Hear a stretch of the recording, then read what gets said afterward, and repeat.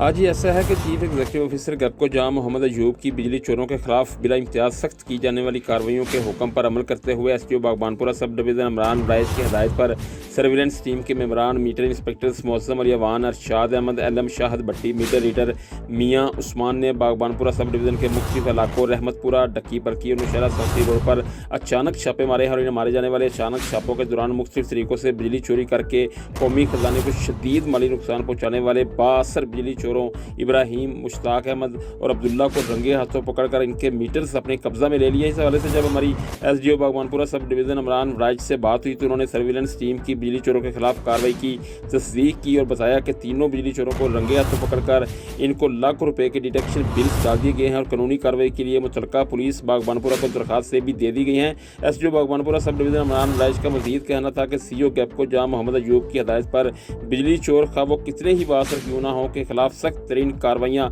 Non stop जारी रहेंगी। जी।